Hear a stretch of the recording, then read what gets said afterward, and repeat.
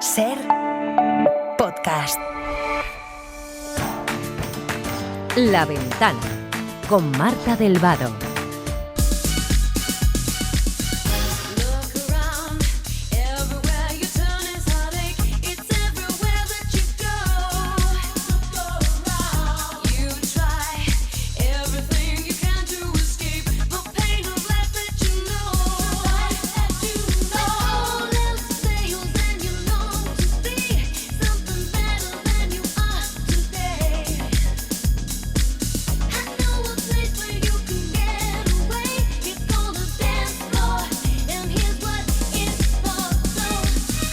Desde hace tiempo vemos en cartelera precuelas, secuelas, segundas partes de películas. Hollywood juega con la nostalgia desde hace tiempo, con mayor o menor acierto, pero se ve que es rentable porque lo siguen haciendo. Desde ayer y 20 años después de la primera película, se puede ver en cines El Diablo se viste de Prada 2. Yo trabajé en tu puesto.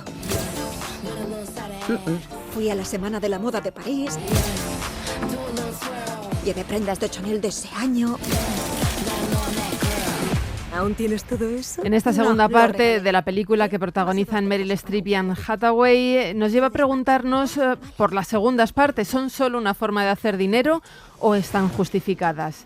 ¿Hay segundas partes que superan a la primera? Lo planteamos en una nueva entrega de Dos en la cartelera.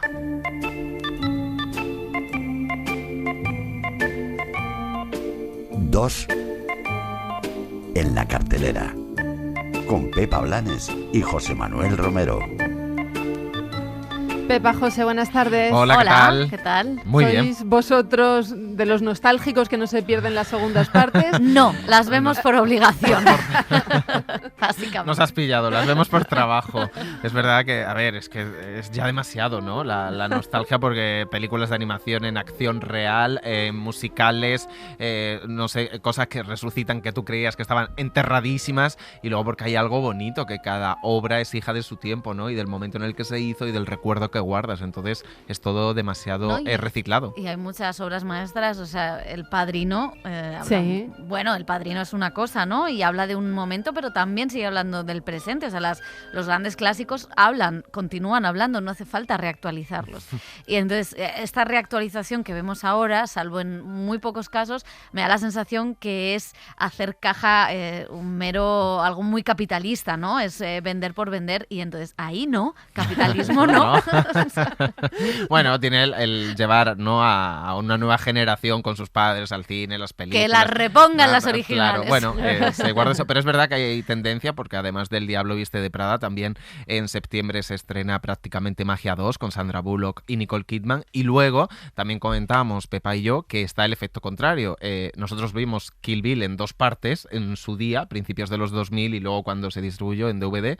Y ahora está en cines esa versión en 70 milímetros en una sola parte, que es como la concibió el director, y que la dividieron en su día por un productor muy malo llamado Harvey Weinstein, y por obligación comercial y rentabilidad también dividirla en dos partes, con lo cual hay el efecto contrario de ahora ver la versión del director inédita. Bueno, pues con esta posición sin dudas que habéis dejado, ver, ¿por dónde empezamos este repaso de segundas partes? Pues mira, vamos a empezar con un caso, bueno, que yo creo, aquí yo tengo el corazón dividido porque me lo pasé muy bien con esta.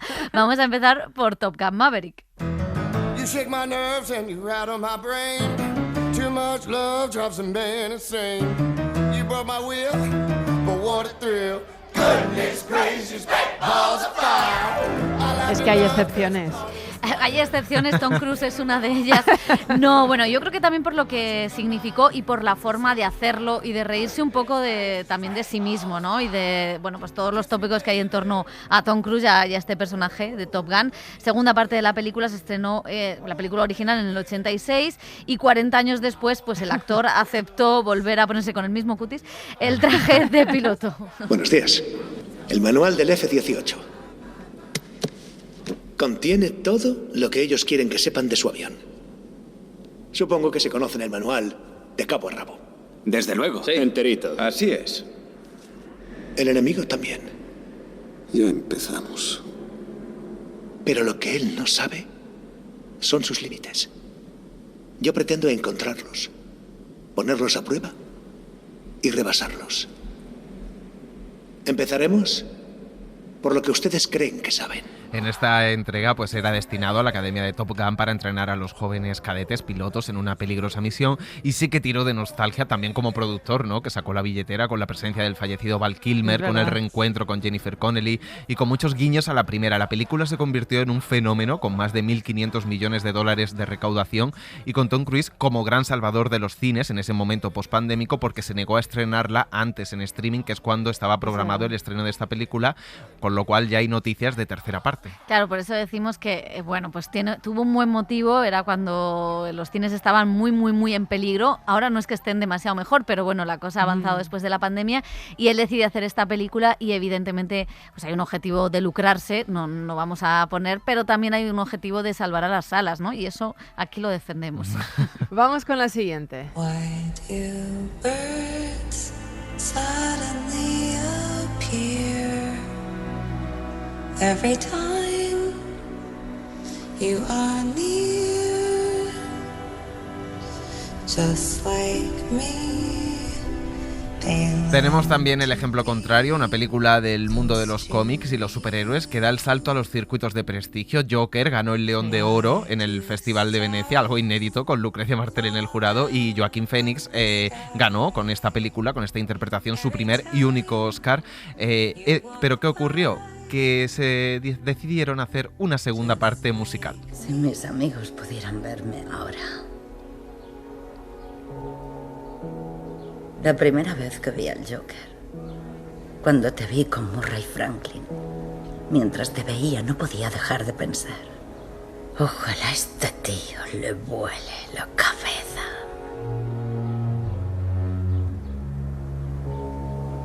Y lo hiciste.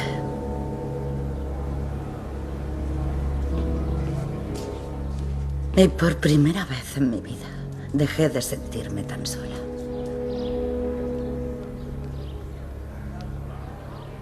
Forget your troubles, come on, get happy. Better chase all your cares away. Lady Gaga, ¿no? Es Lady Gaga, que bueno, pues será lo más destacado de esta segunda parte, bueno, además de Joaquín Phoenix, que siempre está fantástico. La película tuvo críticas malísimas en Venecia, no funcionó, y creo que, bueno, aquí hubo un intento de hacer algo distinto, ¿no? De hacer esta parte musical, este homenaje a muchos géneros del cine, de seguir contando el personaje, pero creo que el gran problema que muestra esta secuela es cuando quieres volver a un personaje que te ha dado mucho éxito, que ha sido importante porque ha marcado, bueno, ha ganado un León de Oro siendo un personaje de superhéroes, y no tienes nada más que contar, ¿no? Porque la historia de Todd Phillips pues se quedaba un poquito pequeña. Entonces creo que ese era el problema de la avaricia de la segunda parte. En esta película, en la que creo que en la rueda de prensa antes de entrevistar a Lady Gaga tú le plantaste dos besos. A una diva nunca se le dan dos besos. Salvo si eres Pepa Blanes. Ella abrazaba a los periodistas, ¿no? Porque claro, es este concepto de que la prensa es fan. Y entonces tú entrabas a la sala y te abrazaba. Y yo, claro, pues vino hacia mí y le di un beso. Y ella se quedó así, claro, le di el otro. Con lo cual, y entonces un amigo, Dani Mantilla, me dijo: Pepa Blanes, a Lady Gaga y a las drags no se les dan dos besos por el maquillaje. Y dije, pues lo acabo de entender. Bueno, pues muy bien, ahí se los plantaste, claro que sí. Luego están películas que se graban enteras y que se tienen que partir en dos porque se van de tiempo. Ahora que ponías el ejemplo de Kill Bill. Something has changed within me. Something is not the same. I'm through with playing by the rules of someone else's game. Eso le pasó desde el principio al musical Wicked, uno de los más populares de Broadway. Las dos partes se rodaron conjuntamente, pero se decidió convertir en evento el estreno de una y al año siguiente el lanzamiento de la segunda, con canciones originales que no estaban en el musical. Y aquí la primera funcionó muy bien, consiguió 10 nominaciones a los Oscar, y la segunda, spoiler, no salió tan bien. ¿Te encuentras bien? Estoy bien. Solo quería venir a verte. Y me hace muy feliz, Elfie. Pero si alguien llega a descubrillarte... Lo sé. Ya lo sé. Nunca he estado aquí. No me has visto, ¿entendido? No, Ya no puedo soportarlo más. Te voy a llevar a ver al mago. De eso ni hablar. ¿Que sí? ¡No! Esto es entre el mago y yo. Lo entiendo, pero debes confiar en mí. Yo sé cómo hablar con él y a lo mejor puedo mediar y solucionarlo. Bueno, pues Ariadna Grande y Cynthia Erivo protagonizaban de nuevo esta historia ambientada en Oz, con esa malvada bruja del oeste, contra un tirano que mueve los hilos del mundo. Una reflexión que tiene muchas cosas interesantes en el momento de populismo que vivimos hoy, pero que por lo que sea no funcionó. O sea, es curioso porque se rodaron a la vez, es el mismo universo, es un universo que ha fidelizado a un montón de espectadores por el espectáculo de Broadway en Londres, y sin embargo, esta segunda parte, no sé si eran cansancio, como decía José, que las canciones eran nuevas, pero hubo un total despegue de eso, ¿no? Y es curioso porque la segunda parte es la que conectaba la película y la historia con el clásico del Mago de Oz, ¿no? Con los zapatos de Dorothy y con todo este universo que también había como mucha intriga de cómo lo iban a representar, ¿no? Cómo iba a ser esa unión de los dos mundos. Y fue curioso porque uno pensaría que los espectadores y los fans, ¿no? de todo este movimiento, que han visto la primera y que la han llevado a los éxitos de taquilla y también a ver el musical, seguirían en la segunda parte, pero no fue así. Sí, no, y incluso en los Oscars, vestuario, que cambia de la primera a la segunda, diseño de producción, cosas que no cambian, e incluso tenían muchas más bazas, porque en la primera las canciones no eran originales, no podían ser nominadas, y hicieron canciones originales en la segunda parte con la intención de que pudieran ser nominadas, y fue 0 nominaciones a los Oscars, la segunda. Curioso. Sí, sí. Vamos a la siguiente.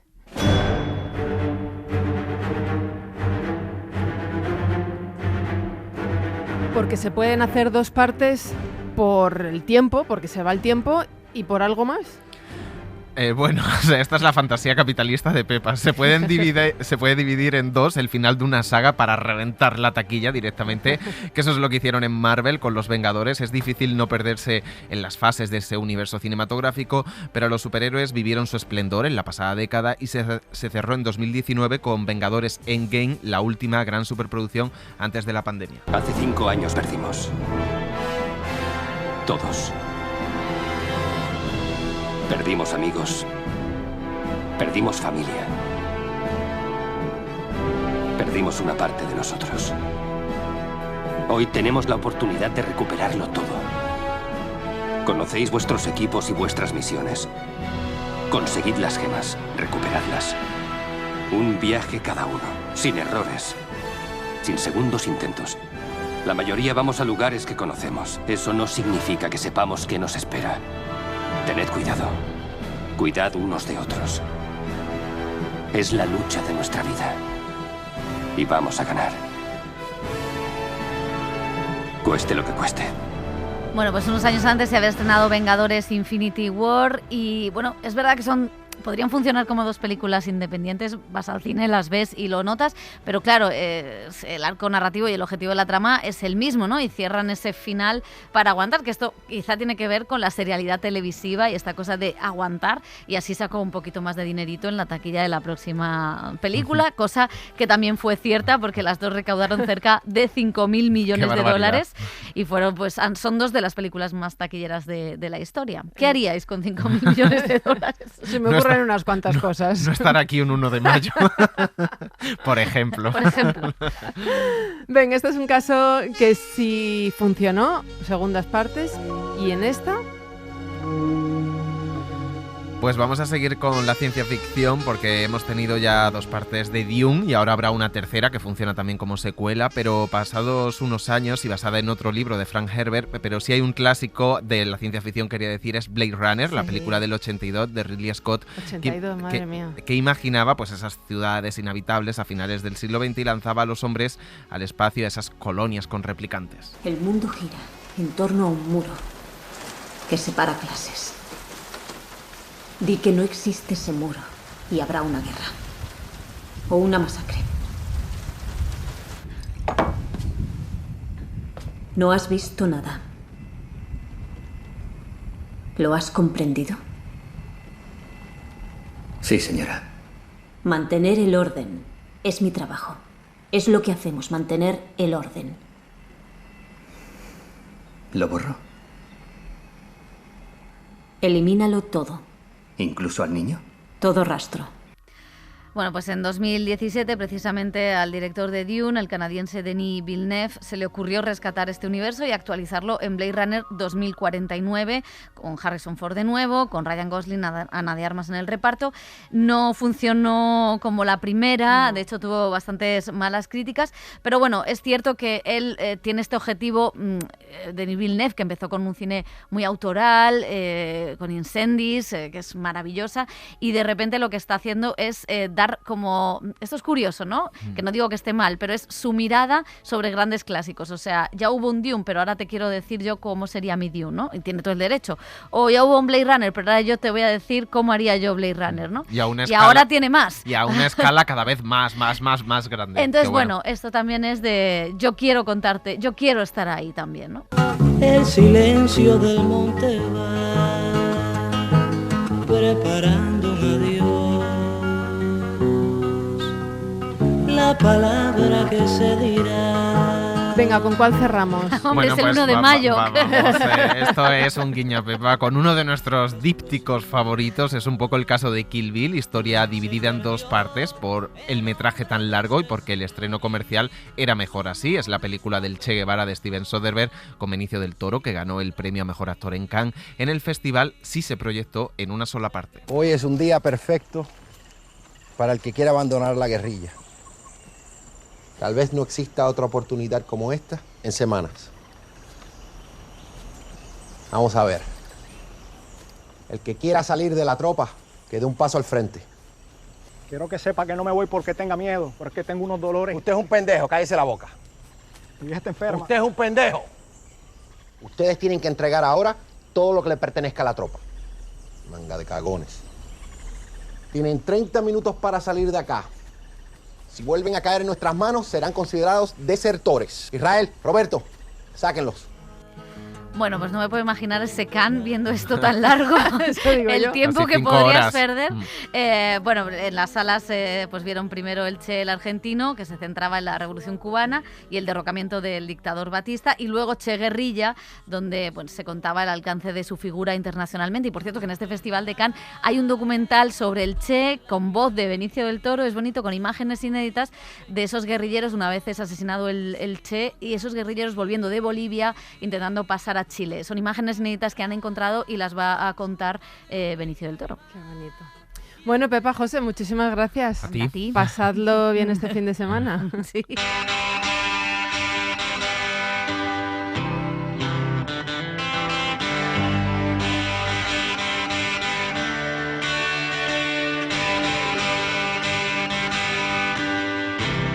Así cerramos la ventana, volvemos a abrirla el lunes a las 4 a las 3 en Canarias con Francino. Un beso muy fuerte. There's power in the factory, power in the land, power in the hand of the worker. But it all amounts to nothing if together we don't stand. There is power in our union. Now the lessons of the past were all learned with workers' blood. Mistakes of the bosses we must pay for. From the cities and the farmlands to trenches full of mud. War has always been the boss's way, sir. The union forever defending our rights. Down with the black leg, all workers unite. With our brothers and our sisters in many far off lands. There is power in our union. Now I long for the morning that they realise brutality and unjust laws cannot defeat us. But who'll defend the workers who cannot organise? And the bosses send their lackeys out to cheat us. Money speaks for money, the devil for his own. Who comes to speak for the skin and the bone? What a comfort to the widow, a light to the child. There is power in our union.